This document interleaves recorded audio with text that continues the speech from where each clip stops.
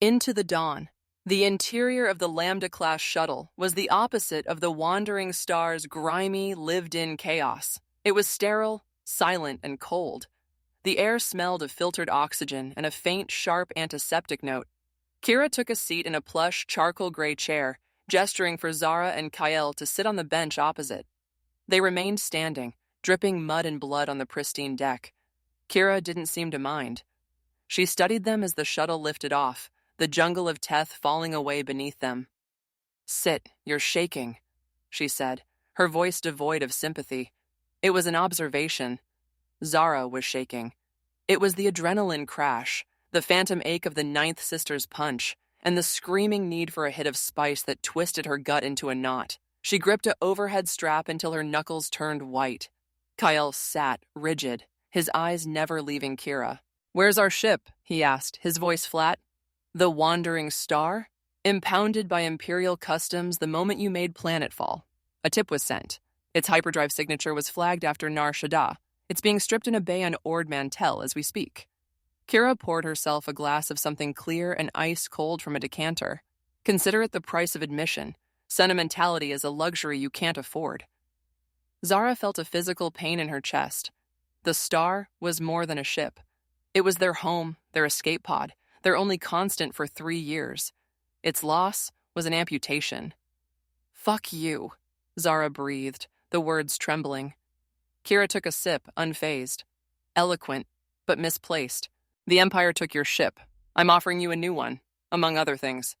The shuttle docked with a gentle thud inside a larger vessel, a Vengeance-class frigate, its lines sleek and predatory, painted in matte grays and deep crimson. As they disembarked, the scale of Crimson Dawn's operation became clear. The hangar bay was a hive of controlled activity, pristine fighters, squads of armor-clad soldiers moving with disciplined precision, and techs servicing weapons that looked years ahead of Imperial standard issue. This wasn't a gang. It was a private army.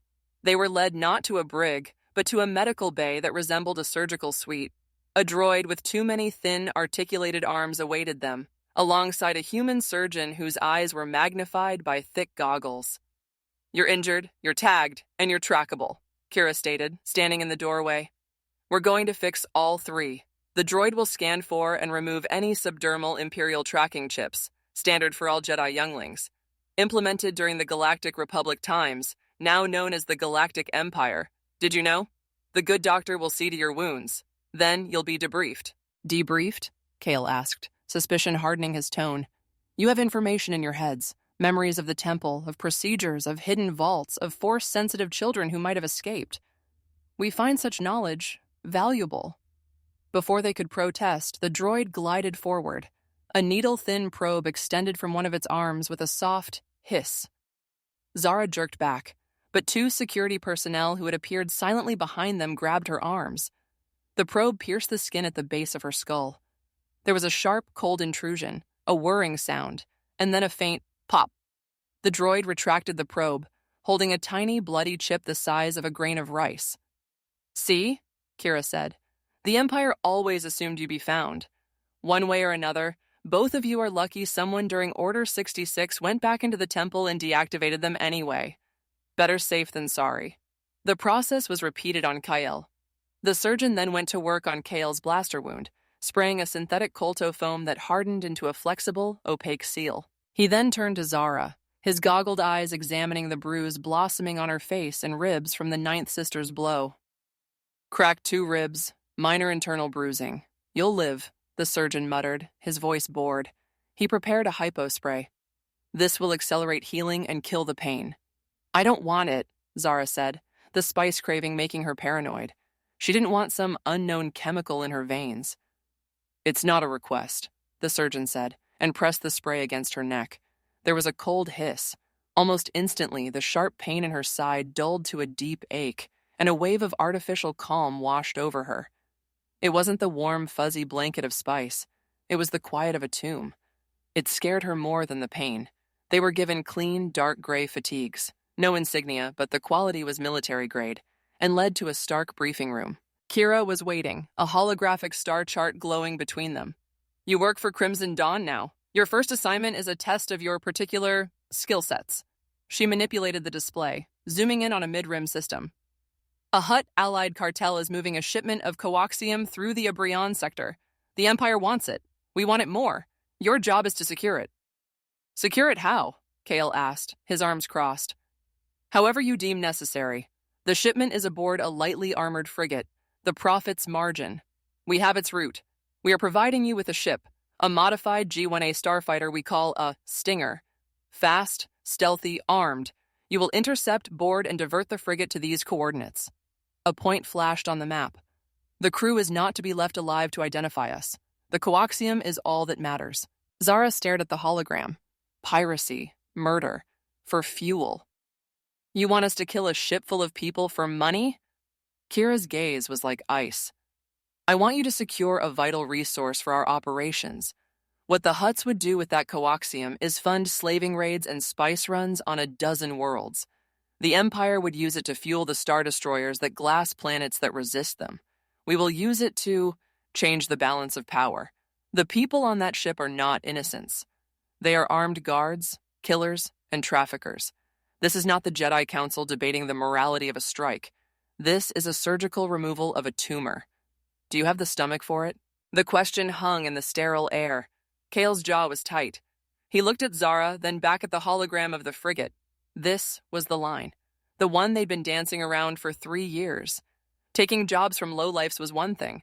Becoming the blade for a galaxy-spanning syndicate was another. What's the alternative? Kael asked quietly. Kira leaned back. The alternative is I drop you back on Teth with my apologies to Inquisitor Marok. I imagine he's finished incinerating my ground team by now. He'll be very eager to continue your debriefing, personally. There was no alternative. There never had been. We'll do it, Zara said, the words tasting of ash. The synthetic calm from the meds was fading, leaving a hollow, jittery void. She needed action. She needed to feel something besides this gnawing dread. Good. Kira entered a command. A side door slid open, and a man walked in. He was tall, wiry, with close-cropped gray hair and eyes the color of old blaster barrels. He wore a simple, practical tunic, but on his belt hung not a blaster, but a lightsaber hilt, jagged and brutalist in design, pulsing with a faint, sickly yellow light. This is Silas, Kira said. He will be your operational advisor. He is familiar with your unique talents. Silas didn't smile. He looked at them with the detached curiosity of a sculptor examining raw stone. The girl used a force push fueled by rage. Crude but effective. The boy used the environment. Cunning. His voice was a dry whisper. You have been using sticks and stones. I will teach you to use scalpels. He ignited his lightsaber. The blade that erupted was not a solid beam of plasma. It was a coruscating whip of sickly yellow energy, cracking and spitting like an angry live wire. The sound it made was a shrill, painful scream that grated on the ears and the mind. The Jedi taught you forms, Silas said, swirling the unstable blade in a lazy figure eight. Gemso, Ataru, they are dances for a dead religion. I will teach you how to kill, how to use the Force not for balance but for leverage, how to tear a ship's shields apart from the inside, how to make a man's heart seize in his chest before you ever draw your blade. Zara felt a pull in her gut, a dark fascination looking at that chaotic yellow blade. It was ugly. It was hateful. It was powerful. We're not Sith, Kael stated, though it sounded like a question. Silas let out a sound like dry leaves rustling, a laugh. The Sith are dogmatic fools, clinging to their rule of two like a drowning man to a sinking ship. The dark side is a tool, a weapon. Crimson Dawn understands this. We are pragmatists. We take what we need. He deactivated the blade. Your training begins now. You have 6 hours before you reach the interception point. I suggest you learn quickly. The next 6 hours were a descent into a new kind of hell. Silas took them to a barren training chamber. There were no practice remotes, no floating orbs. There was only him. He started with pain. Your connection to the Force is muffled, he hissed, clouded by guilt, by grief, by your pathetic chemical crutches. He focused on Zara. You seek oblivion in spice. I will show you a sharper oblivion. He extended a hand. A pressure, not physical but psychic, clamped around Zara's skull. It was like a vice made of needles, digging into her mind. Visions flooded her, not memories, but amplifications of them. The youngling's severed hand wasn't just on the ground. She felt, the moment the blade severed it, the shock, the confusion, the final lonely terror. The smell of Master Nima's burning flesh filled her nostrils, thick and choking. She gasped, falling to her knees. "Focus past the pain," Silas commanded. "The pain is a signal. It tells you what you care about. Now use it!" Through the torrent of agony, Zara saw Silas's boot swinging for her head. Instinct, honed in 100 cantina brawls, took over. She didn't try to block it. She grabbed the feeling of the pain, the sharp, bright terror of the memories, and shoved it outward. A wave of concussive energy tinged with purple-black fury erupted from her. It wasn't a controlled push. It was a detonation. Silas's kick was deflected, and he was forced back a step, his expression one of perverse approval. "Good. That is the currency of power. You're suffering. Spend it." For Kael, the training was different. Silas attacked not with memories, but with logic. "You are careful. You think, you hesitate." Silas paced around him. "You see 3 moves ahead, but in a knife fight, the first move is the only one that matters." He ignited his yellow blade and attacked in a frenzy, not with any recognizable form, but with brutal, efficient killing strokes aimed to maim. Kael, reflexively, reached for his hidden lightsaber. "No!" Silas roared, stopping his assault. "That is a Jedi's weapon. A symbol. It announces you. Your enemy sees that blue light and knows what to expect." He threw a regular vibroblade at Kael's feet. "Use this, or use nothing. Use the air. Use the fear in his heart." Later, in the ship's armory, as they suited up in sleek, black, vacuum-rated gear, Kael looked at the vibroblade he'd been given. It felt crude, dishonorable. Zara checked the charge on her DL-44, her movements jerky. The forced meditation had left her raw, her nerves screaming. The craving for spice was a physical ache in her teeth. "You okay?" she muttered, not looking at him. "No," Kael said honestly, attaching the blade to his thigh. "You?" "I want to kill something," she replied, her golden eyes glinting in the low light. It wasn't entirely the dark side talking. It was the withdrawal, the anger, the sheer fucking frustration of it all. The Stinger fighter was a predator in vacuum. Matte black, with no transponder, it slid out of the Crimson Dawn frigate's launch bay like a shadow detaching from a wall. Zara piloted, her hands steady on the controls for the first time in days. Flying was a clean pain. Kael manned the sensor suite and the single rear-facing laser cannon. The Prophet's Margin appeared on their scope, a fat, slow frigate moving through the dark like a bloated crate dragon. No escort. Arrogant. "Coming up on their blind spot," Zara said, her voice a tight wire. "Ready the mag clamps." "Ready," Kael replied. He watched the ship grow in the viewport. He saw the running lights of the bridge, imagined the crew inside. Guards, killers, traffickers. Kira's words echoed. Tumors. The Stinger attached to the frigate's hull with a dull thud. The magnetic seal hissed. They were in. The boarding tube pressurized. The hatch of the frigate's emergency airlock, its mechanisms overridden by Silas's slicer codes, slid open with a sigh. They stepped into a dimly lit, grimy corridor. The air stank of unwashed bodies, cheap lubricant, and cooked meat. The first guard, a Rhodian with his helmet half off, was smoking alumni stick. He turned, his large black eyes widening. Zara didn't give him a chance to shout. Her blaster came up and a single, overcharged bolt took his head from his shoulders in a burst of green light and vaporized tissue. The headless corpse slumped to the deck, twitching, the alumni stick still smoldering between its fingers. "So much for stealth," Kael muttered, igniting the vibroblade. Its low hum was drowned out by the blaster alarm that started wailing a second later. What followed was a brutal, close-quarters slaughter. They moved through the ship's corridors like a plague. Zara was a specter of purple light and blaster fire, her movements fueled by a feral rage. She didn't just shoot to kill, she shot to destroy. One guard caught a bolt in the chest that exploded out his back, spraying the wall with chunks of spine and lung.